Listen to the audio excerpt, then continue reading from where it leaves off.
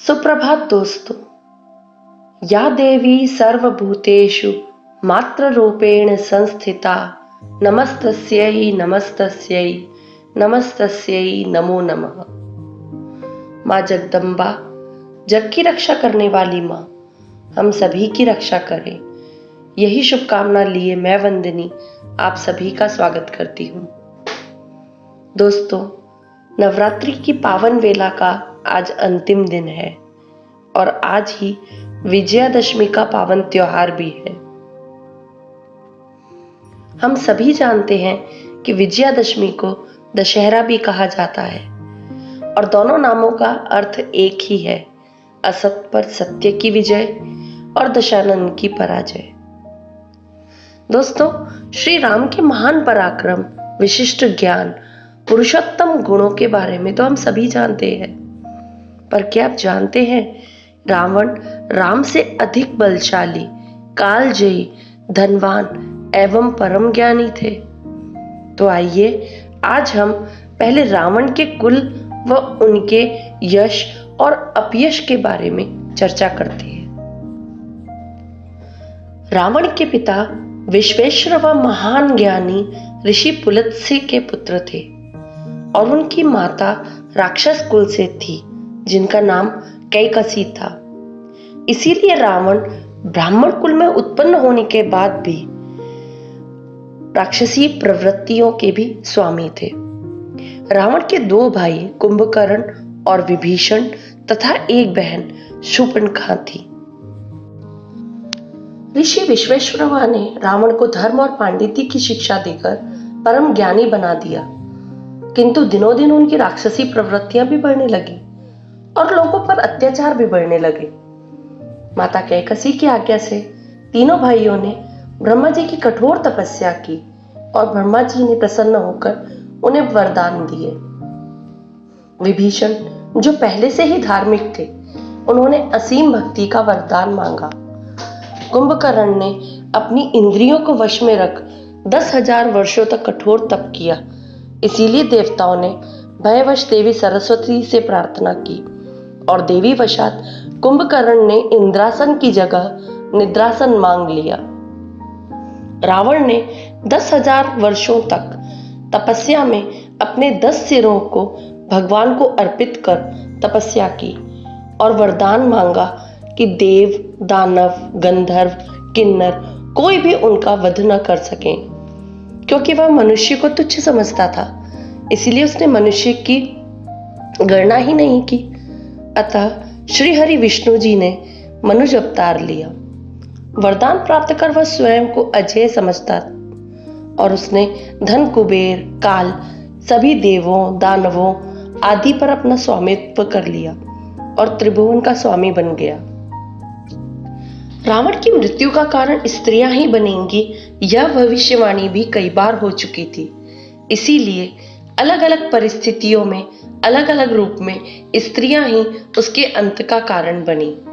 वेदवती नामक एक तपस्विनी को वह बलपूर्वक अपने साथ ला रहा था। तब उसने श्राप दिया कि तुम और तुम्हारे कुल का नाश का कारण स्त्रियां ही होंगी।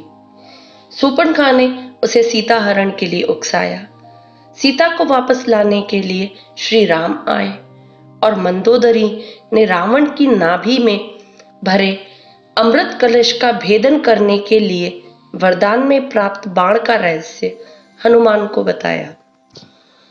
माना जाता है कि रावण की 100 संतानें थीं, किंतु दशहरे के दिन सिर्फ रावण, कुंभकर्ण और मेघनाद के पुतले ही जलाए जाते हैं।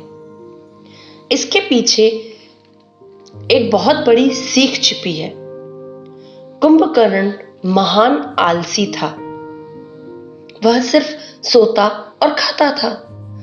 अत्यधिक सोना और अत्यधिक खाना दोनों ही हमारे लिए हानिकारक हैं, हमारी उन्नति के मार्ग के सबसे बड़े शत्रु हैं। मेघनाद मायावी था। वह कपटी और छल्ली था। वह रंग बदलने में माहिर भी था। ऐसे लोगों से भी हमें सदैव बच के रहना चाहिए। और रावण परम अहंकारी, दंभी था। किंतु रावण जब मृत्युशैया पर था तब श्री राम जी ने लक्ष्मण से रावण के पास जाकर ज्ञान एवं राजधर्म के रहस्य जानने और आशीर्वाद लेने के लिए आग्रह किया। तब रावण ने कहा, मैंने जिंदगी में बहुत बड़ी भूल की। मेरी 3 योजनाएं थी, स्वर्ग तक सीढ़ी बनाना, समुद्र का खारा पानी मीठा बनाना और सोने में सुगंध डालना।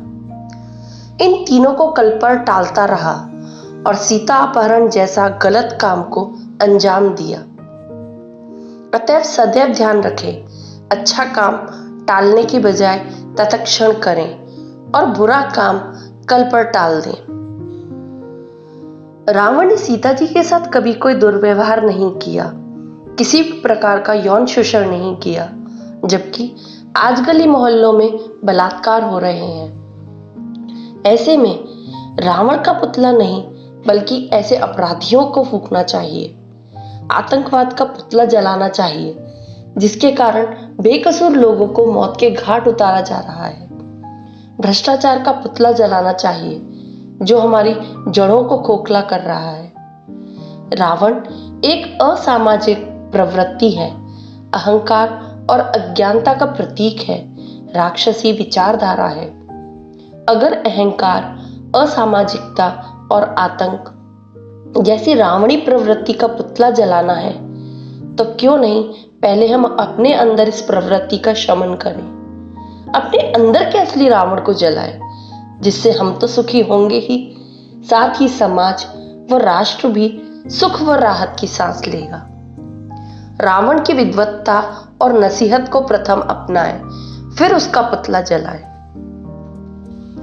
और यदि हम रावण का पुतला जला ही रहे हैं तो सर्वप्रथम अज्ञानता, आतंकवाद, अहंकार का पुतला जलाना और सत्य की, ज्ञान की, निर्भयता की और सुखमय जीवन की विजय करनी होगी। तभी इस पर्व का उद्देश्य सार्थक होगा। नमो नमः।